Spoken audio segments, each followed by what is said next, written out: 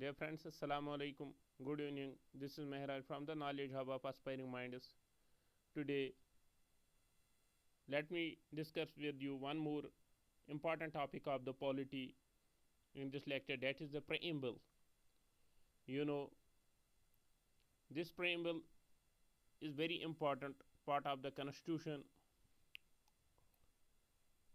जो ये preamble है constitution का, it is just like the identity card. जिस तरह आइडेंटिटी कार्ड होता है, आइडेंटिटी कार्ड में किसी बंदे की इंट्रोडक्शन होती है, हु द पर्सन इज़ और उसका एड्रेस क्या है. Similarly preamble is like the identity card of the constitution. और जो ये प्रेएम्बल है कॉन्स्टिट्यूशन का, इसमें जो कॉन्स्टिट्यूशन की जो इंडियन कॉन्स्टिट्यूशन की जो पूरी फिलॉसफी है उसका निचोड़ है कि किस कि जो ये कॉन्स्टिट्यूशनल स्ट्रक्चर है इसकी बुनियाद क्या है. जो ये कॉन्स्टिट्यूशन है या जो ये प्रेएम्बल है, ये एक किस्म की just like it is a kind of a key, जिसे हमें पता चलता है कि जो भी मेकर्स ऑफ कॉन्स्टिट्यूशन है उनके माइंड्स को ओपन करने के लिए ये एक की है. और ये जो प्रेएम्बल है, व्हाट इट डूज, इट एम्बॉयड्स, ये एम्बॉयड्स करता है जो भी इंडिया के लोग हैं उनकी एस्पिरेशन क्या है. What is the aspiration of the people of the India. जो ये प्रेएम्बल है, इट इज़, आप मानो it is the summary of the constitution. जो ये प्रेएम्बल है, it is like the summary of the constitution. जो ये प्रेएम्बल है, it is based on the objective resolution. जो ऑब्जेक्टिव रेजोल्यूशन पास किया था जवाहरलाल नेहरू ने प्रपोज किया था. पंडित जवाहरलाल नेहरू ने ऑब्जेक्टिव रेजोल्यूशन कॉन्स्टिट्यूशन असेंबली में फिर उसको पास किया गया. अल्टीमेटली वही जो ऑब्जेक्टिव रेजोल्यूशन था वही बन गया प्रेएम्बल. ठीक है. जो ये प्रेएम्बल है, व्हाट इज, इसका टेक्स्ट क्या है.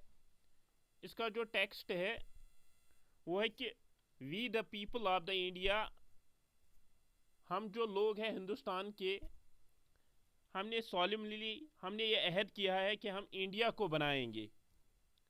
We the people of India है solemnly resolve to constitute India into एक सॉवरेन बनाएंगे, supreme socialist secular democratic republic, और जिसमें तमाम लोगों के लिए जस्टिस होगी, लिबर्टी होगी, इक्वलिटी और फ्रेटर्निटी.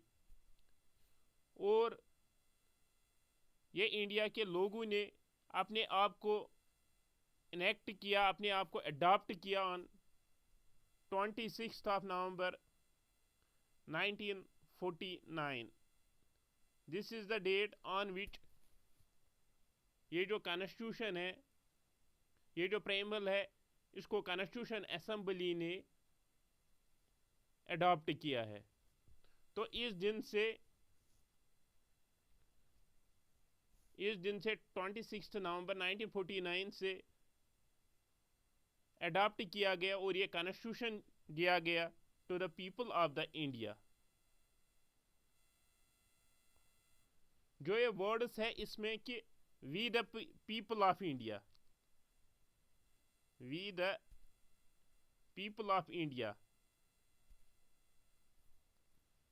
इसका मतलब कि हम अपने आप को ये कॉन्स्टिट्यूशन दे रहे हैं. ये एक सिग्निफाई करता है कि जो ये सोर्स ऑफ पावर या अथॉरिटी जो कॉन्स्टिट्यूशन में पावर है या अथॉरिटी है, ये एक्चुअली लोगों के हाथों में है. It is in the hands of the people of the India. और इससे ये भी समझ आ रहा है कि जो ये कॉन्स्टिट्यूशन है, न किसी आउटसाइड पावर ने हमें दिया है, न ये किसी थियोलॉजी के बुनियाद पे है, बल्कि ये हम खुद इंडिया के लोगों ने इनेक्ट किया है हिंदुस्तान के लोगों के लिए और हिंदुस्तान के लोगों का है. जो ये प्रीएम्बल है ये डिक्लेयर करता है इंडिया को कि इंडिया जो है ये एक सोवरेन कंट्री है, सोशलिस्ट है, सिक्यूलर है, डेमोक्रेटिक है और रिपब्लिक है। इसमें यह भी स्पेसिफाई किया गया है कि जस्टिस, लिबर्टी, इक्वलिटी और फ्रैटर्निटी ये कॉन्स्टिट्यूशन के ऑब्जेक्टिव्स है, यानी कि JL justice, liberty, equality and fraternity JLEF ये इसमें स्पेसिफाई किया गया है कि justice, liberty and equality, fraternity ये ऑब्जेक्टिव्स है इंडियन कॉन्स्टिट्यूशन के। ठीक है, लेकिन जो ये प्रेम्बल है नए सोर्स है, सोर्स ऑफ पावर है, नए पावर्स पे प्रोहिबिशन है। प्रेम्बल नए सोर्स ऑफ पावर है, नए प्रोहिबिशन है, नए जो ये लेजिस्लेचर्स के पावर्स है, नए उन पावर्स को प्रोहिबिट करता है। नए कोर्ट्स में नाइदर दिस प्रेम्बल इज नए एनफोर्सेबल है, कोर्ट्स में नए कोर्ट्स में एनफोर्सेबल है। सिंपली जो ये प्रेम्बल है ये रिफ्लेक्शन है। किस चीज की रिफ्लेक्शन है? It is the reflection of Indian constitution. Indian constitution की ये रिफ्लेक्शन है। इसमें अब जो ये टर्म्स यूज किए गए, कुछ important terms, let me discuss with this terms one by one. इसमें जो पहला कीवर्ड है that is sovereign. What this sovereign means? Sovereign का मतलब होता है सुप्रीम। सुप्रीम मीन्स अल्टीमेट, बड़ा और इंडिपेंडेंट। सुप्रीम और इंडिपेंडेंट, इसका मतलब है कि जो ये इंडिया है ये externally as well as internally ये सोवरेन है। इस पे किसी फॉरेन पावर का ना कंट्रोल है, ना एक्सटर्नली कंट्रोल है, ना इंटरनली इस पे किसी चीज़ का कंट्रोल है। ये एक कंट्री है इंडिया, इट इज़ इंडिपेंडेंट।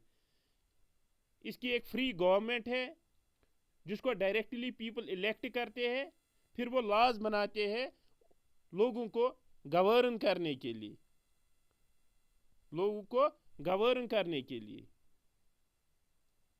तो this is the meaning of sovereign. और इस सोवरेन की जो ये सोवरेन है, लोगों के पास, जो सिटीजन्स ऑफ इंडिया, इनके पास सोवरेन पावर भी है। Sovereign power means sovereign power. Sovereign power का मतलब है कि लोग इलेक्ट अपने रिप्रेजेंटेटिव्स को करते हैं इलेक्शंस में। जो भी इलेक्शन पार्लियामेंट के लिए होते हैं या स्टेट लेजिस्लेचर या लोकल बॉडीज़ के लिए, उनमें लोग अपना वोट कास्ट करते हैं, देन वो इलेक्ट करते हैं अपने रिप्रेजेंटेटिव्स का। तो this is the meaning of the sovereign. Now the another word is here socialist. What this socialist means? पहले आपको याद रखना, जो ये सोशलिस्ट वर्ड है ये पहले प्रीएम्बल में नहीं था। फिर इसको 42 second amendment, 42 second constitutional amendment 1976 की गई। उस टाइम इंदिरा गांधी की गवर्नमेंट थी, और ये जो अमेंडमेंट की गई प्रीएम्बल में, इसमें 3 वर्ड्स ऐड किए गए कॉन्स्टिट्यूशन में। एक वर्ड जो था वो था सोशलिस्ट, सिक्यूलर और डेमोक्रेटिक और रिपब्लिक के बीच में और एक वर्ड ऐड किया गया, दैट इज इंटीग्रिटी। ये 3 चीज़ें हैं, इन 3 चीज़ों में चेंज लाई गई कॉन्स्टिट्यूशन में। ये 3 चीज़ ऐड किए गए through the 42 second constitutional amendment 1976। 1976 जो ये अमेंडमेंट लाई गई कॉन्स्टिट्यूशन में, ये सवरन सिंह कमेटी जो है उसकी रिकमेंडेशन थी कि we have to amend the preamble. Swaran Singh committee की रिकमेंडेशन थी, on the recommendation of this committee 42 amendment preamble में की गई। तो जो ये सोशलिस्ट वर्ड है ये इसी 42 अमेंडमेंट से ऐड किया गया, सोशलिस्ट वर्ड प्रेम्बल में। इस सोशलिस्ट इसको हम जो ये सोशलिस्ट है ये इंप्लाई करता है ये कि दो चीज़ें, एक तो सोशल इक्वेलिटी की बात करता है, सोशल इक्वेलिटी, दूसरा है economic equality, economic equality. Social equality क्या है कि सोशल इक्वलिटी के अंदर हर कोई, एवरीवन हैज इक्वल स्टेटस, हर किसी को इक्वल स्टेटस है, हर किसी को इक्वल अपॉर्चुनिटीज मिलेंगी, irrespective there will not be any kind of discrimination, कोई भेदभाव नहीं होगा on the grounds of caste, colour, creed, sex, religion, language. हर किसी को इक्वलिटी ऑफ अपॉर्चुनिटी मिलेगी, हर किसी को इक्वल स्टेटस होगा। This is the meaning of the social equality. अब है इकोनॉमिक इक्वलिटी। इकोनॉमिक इक्वलिटी का मतलब है कि स्टेट करे, जो ये state it will endeavour, state कोशिश करेगा कि there should be the distribution of wealth, equal distribution of wealth. Economic equality के अंदर स्टेट ये चीज चाहेगी कि जो भी वेल्थ है there should be the distribution of wealth in an equitable manner, or there should be the decent standard of living for all the people. So this is the meaning of economic equality.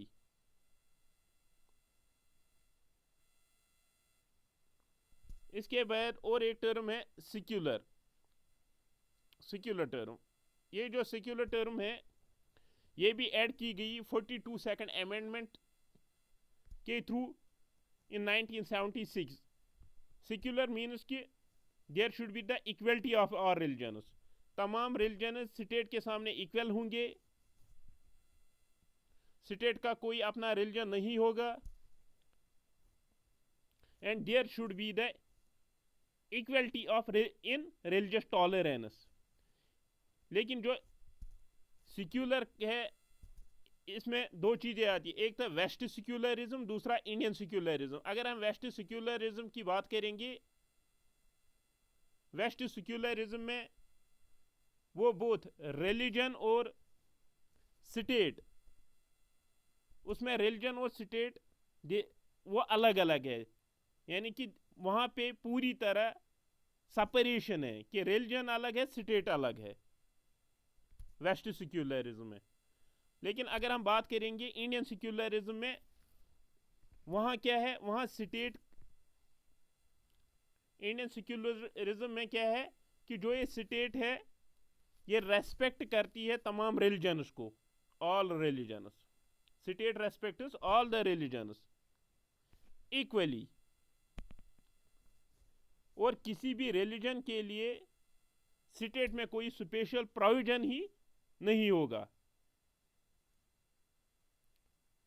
State हर किसी बंदे को एक religious freedom देती है कि everyone has a freedom to worship. India का जो भी इंडिया की स्टेट है, जो इंडिया कंट्री है, इसलिए इंडियन कंट्री में कोई ऑफिशियल स्टेट रिलीजन नहीं है, no official state religion, no official state religion. हर किसी पर्सन को राइट होगा कि वो अपने रिलीजन को प्रीच कर सकता है, उसको प्रैक्टिस कर सकता है, अपने रिलीजन की प्रोपोगेशन कर सकता है किसी भी तरीके से जैसे वो चाहे।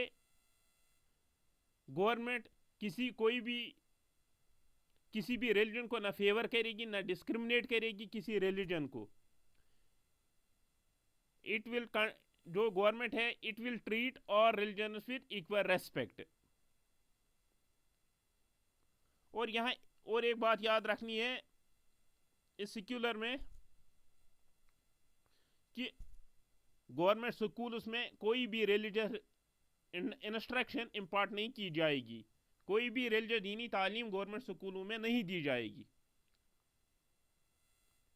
तमाम citizen irrespective of religious beliefs वो होंगे इक्वल, बराबर होंगे कानून के सामने।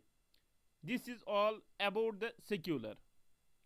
लेकिन सुप्रीम कोर्ट ने एक इंपॉर्टेंट केस है जो आपको यहाँ पे आपको याद रखना है, SR Bommai versus Union of India. ये Union of India, please note, ये अक्सर पूछा जाता है, एक इंपॉर्टेंट है।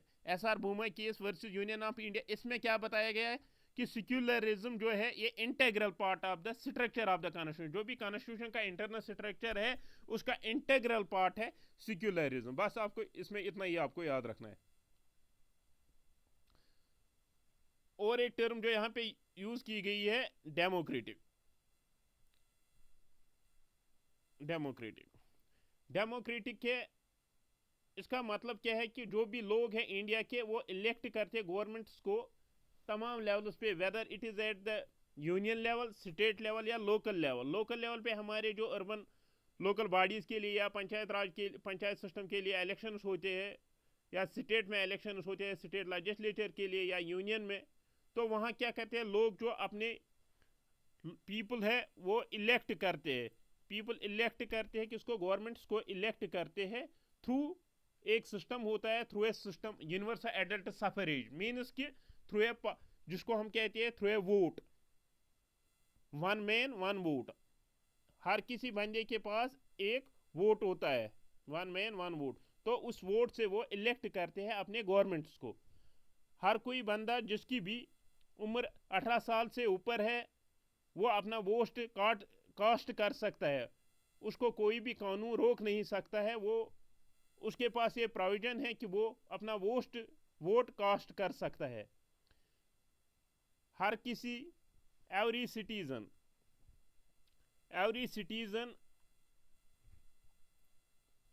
एंजॉयज, हर किसी सिटीजन के पास राइट है विदाउट एनी डिस्क्रिमिनेशन। इसमें कोई भेदभाव नहीं है कि अगर कोई बंदा मुस्लिम कम्युनिटी को बिलोंग करता है, कोई किसी हिंदू कम्युनिटी को या कोई और किसी कम्युनिटी को बिलोंग करता है, हर किसी को वोट है without any discrimination, without any discrimination on the basis of caste, creed, colour, sex, religion और लैंग्वेज। तो this is about the democratic. One more term here is republic. Republic का मतलब क्या है? इसका मतलब है जो पॉलिटिकल सोवरेनिटी, यानी कि जो कंट्रोल है, जो तमाम मुल्क है ये यूनाइटेड है, लोगों से यूनाइटेड है, ना कि किसी एक सिंगल हैंड से, ना किसी एक बादशाह की वजह से।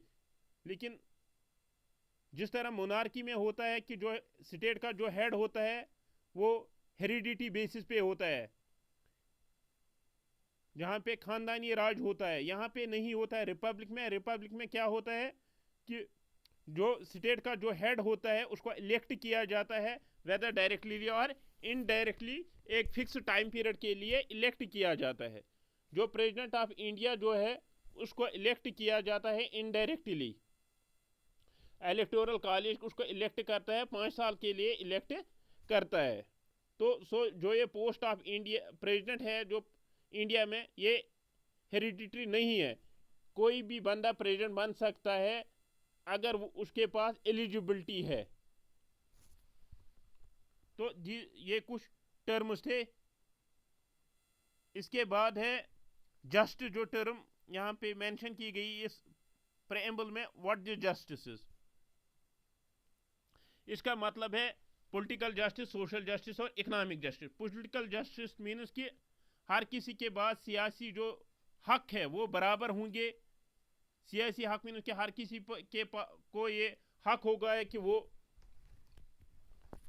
रिप्रेजेंटेटिव बन सकता है अगर उसके पास एलिजिबिलिटी होगी, उसके पास राइट टू वोट होगा, तो या उसके पास जो भी पॉलिटिकल ऑफिस का एक्सेस होगा। सोशल जस्टिस इसी में और एक है। सोशल जस्टिस मीन्स कि इक्वल ट्रीटमेंट, तमाम सिटीजन को इक्वल ट्रीटमेंट मिलेगा, हर कोई सिटीजन बराबर है विदाउट एनी सोशल डिस्क्रिमिनेशन। और जो तीसरा है इकोनॉमिक जस्टिस। इकोनॉमिक जस्टिस जो है ये भी, इसमें भी कोई भेदभाव नहीं है, ये on the basis of economic factors है कि इसमें ये भी आता है कि इन इक्वलिटीज हैं इनकम, वेल्थ हैं, property, social and economic justice जो एक साथ अगर हम बात करेंगे तो इसका मतलब होता है डिस्ट्रीब्यूटिव जस्टिस। तो इसकी की बात की गई है, इसके बारे में भी बात की गई इन दिस जस्टिस। तो अब इसमें और एक टर्म है लिबर्टी। लिबर्टी का मतलब क्या है? Liberty means freedom. One more term is liberty. Liberty का मतलब होता है फ्रीडम या फ्री विल। इंडिविजुअल को एक फ्री विल होती है कि वो अपने इंटरेस्ट्स को परस्यू कर सकता है। अब किस चीज की फ्रीडम होती है? Freedom of thought, freedom of expression होती है कि आपके अपनी आपको फ्रीडम ऑफ वर्शिप, आप कोई भी रिलीजन अडॉप्ट कर सकते हो, आप कोई भी फेथ, किसी भी फेथ को होल्ड कर सकते हो, आप कोई भी बिलीफ जो है इसमें आपको फ्रीडम है। तो इसमें गवर्नमेंट की इसमें किसी कोई भी इंटरफेरेंस नहीं होगी, कोई भी फोर्स्ड इंटरफेरेंस नहीं होगी स्टेट से। और एक टर्म है इक्वलिटी। इक्वलिटी की भी बात की गई इस प्रेम्बल में। इक्वलिटी मीन्स कि इक्वल ट्रीटमेंट, हर किसी को बराबर ट्रीटमेंट मिलेगा, हर कोई बराबर होगा irrespective of the status of, चाहे कोई बंदा अमीर हो या गरीब हो, before the state everyone is equal. Constitution में कुछ राइट्स भी दिए गए हैं on the basis of the equality, like article 14, 16, 17, 15, 18, ये कुछ आर्टिकल दिए गए हैं on the basis of principle of. Article 17 जो डील करता है अनटचेबिलिटी के साथ, आर्टिकल 14 जो है इक्वलिटी के साथ, everyone is equal before the laws. तो इसका मकसद इक्वलिटी का यही है यहाँ पे कि हर कोई बंदा विदाउट एनी डिस्क्रिमिनेशन, स्टेट किसी के साथ डिस्क्रिमिनेशन नहीं करेगी on the basis of caste, creed, religion और colour. One more term here is fraternity.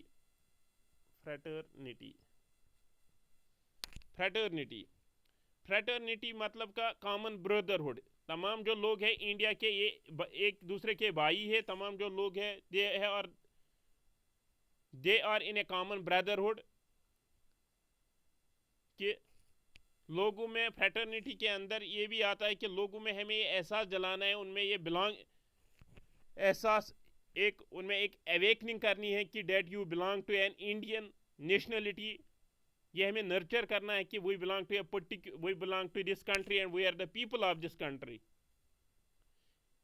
जो ये फ्रेटर्निटी है इसको प्रमोट किया जाता है थ्रू जो हमारे पास फंडामेंटल राइट्स है, फंडामेंटल ड्यूटीज़ है, या हमारे पास जो एक सिस्टम ऑफ सिंगल सिटीजनशिप है, ये तमाम प्रमोट करते हैं इस फ्रेटर्निटी को। अब